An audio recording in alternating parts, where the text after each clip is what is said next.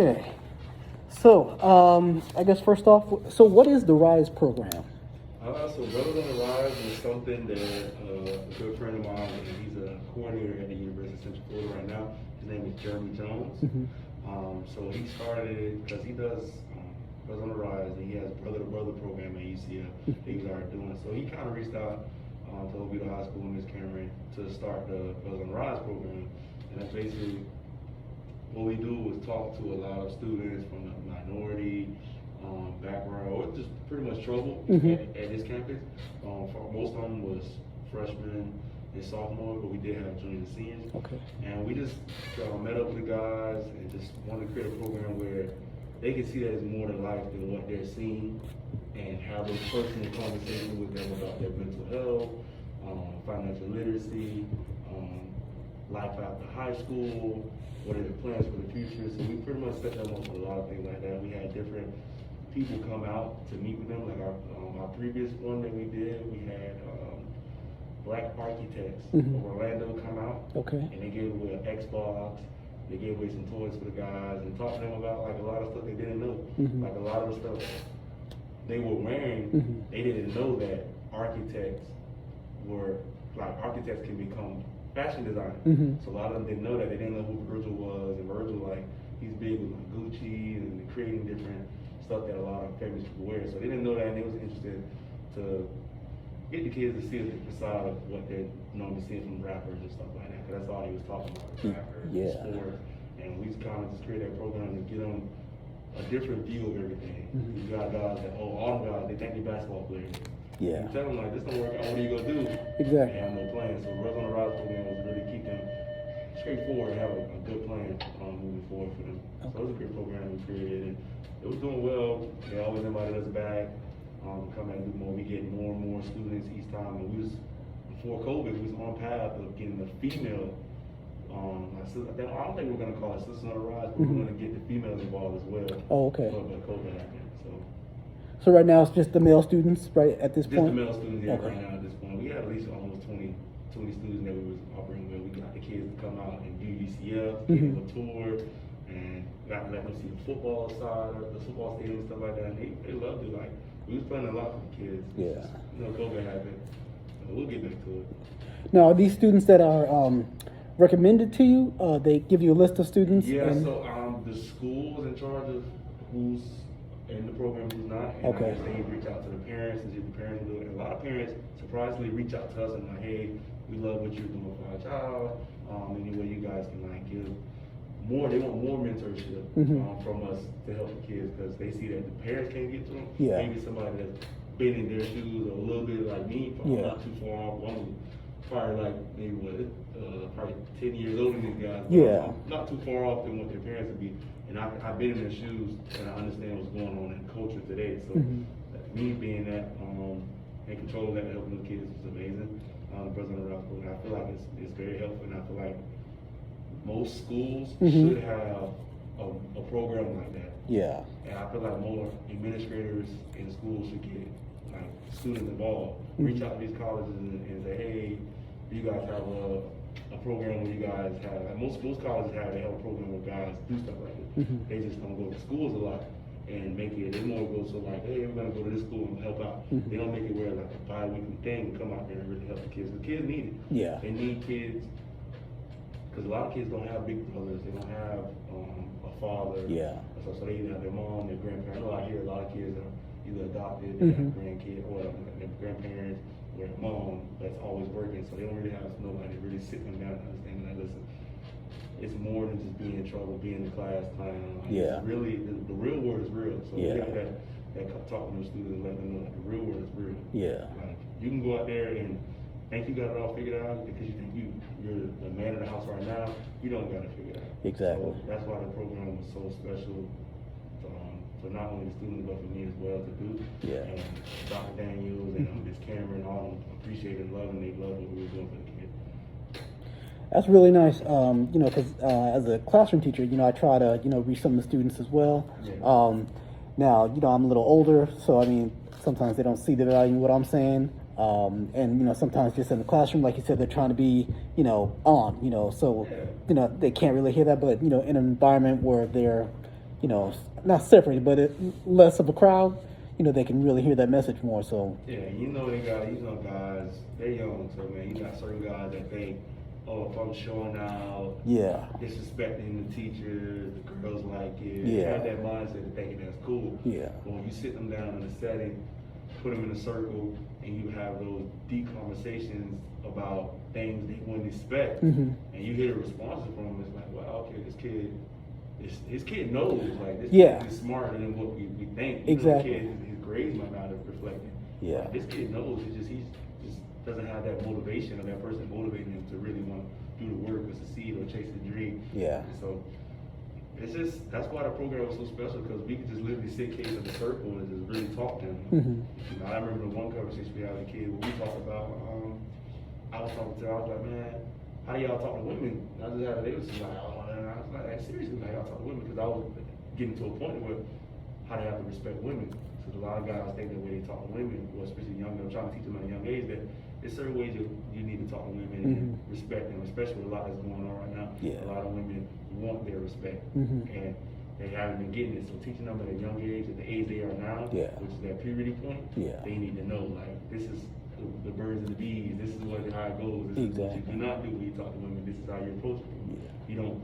So that teaching those things, yes is yes, and no is no, and you gotta teach those kids consent. So that was one of the programs where it was big, because I think it was an issue where one of the kids that got in trouble.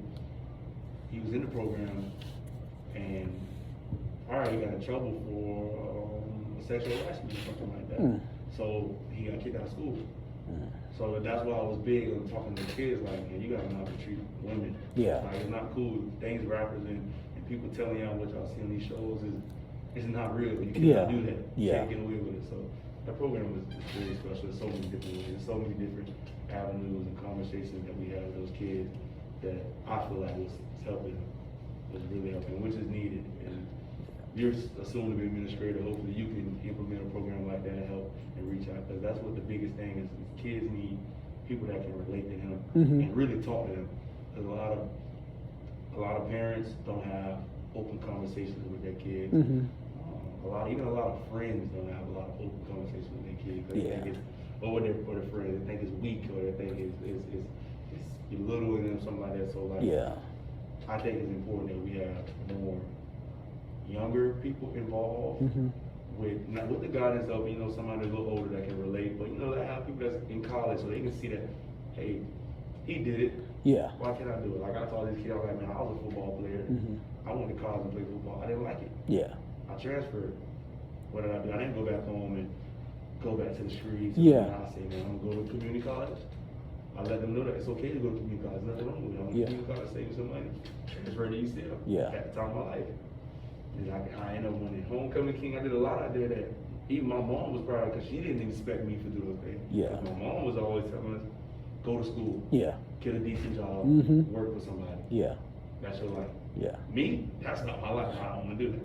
So I'm just trying to tell the kids, before y'all can literally make, now it's an age I'm trying to tell them that you guys are in a position to where you can make so much money at the age of like 12 in this world now. You got YouTube, you got kids making gaming money on Twitch. So I'm throwing these things at the students.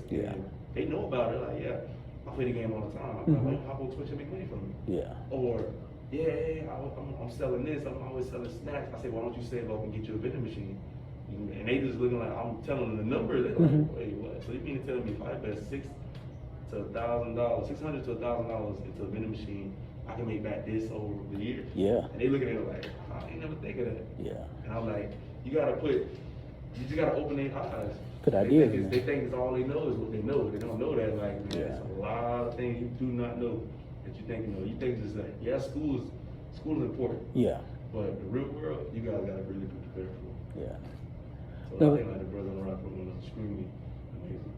No, they did. It's like you said. I mean, students, you know, they don't have the role models. You know, I mean, their grandparents, you know, circumstances cause them to be in situations where they don't have people talking to them that they should have in their lives. You know, through no fault of their own. So, you know, they don't have it. They see what's on TV. Oh wow, that's what I want to be, or that's what I could be. like you said, not knowing what's all out there. And they don't have the guidance that for somebody that say, like somebody means to them, you can do this. Yeah. They don't have that person saying, you can do this. If you want to be a mechanic, like my friend Ronnie back there, he wants to be a mechanic. He's looking at cars. Probably somebody looking at cars. Yeah. School, he hates it. Yeah. He hates it. Yeah. But you put him around some car, maybe he can do something. So like, okay, kid, just I tell him, get your work. Mhm. You're young, you're a freshman, get your work. Join this school has a mechanic program. Yeah. Join a mechanic program. Go to Kaiser or something and get your trade. Yeah. There's money in that. You gotta spend the kids to get money in trade. If you want to build a house, go be a contractor. Yeah. Go do construction. Go be an architect. You don't have to be a doctor, a lawyer, what these people tell you is just a great job. Yeah. Like when I used to want to be a doctor, I got to college. That was the hardest science classes I've Yeah. So I was like, man, this ain't for me. But I didn't really like it. I just thought like, oh, they make good money. That's how I looked at it. Yeah. So a lot of people just don't have that, and to help these kids get to that point and help them find their purpose in life. Brothers on the program. Yeah. Really what it was, turning them from kids that just doesn't care about anything into kids that can really impact the world. Yeah.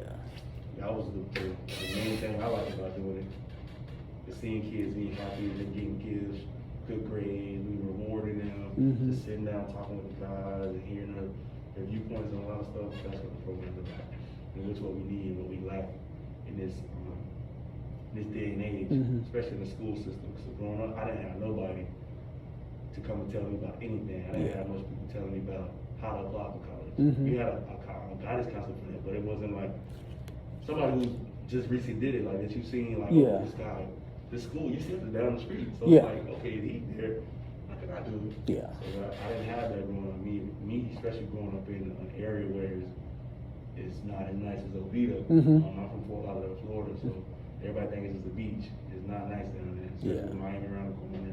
And we have our own issues. It's not nice. And I've seen a lot of my friends fail. And not have their purpose. Like, so for me to just can give back, that's all that works for me, man. Yeah. It works for me. I love it. That's great. That's really good. I had no idea that was even out there.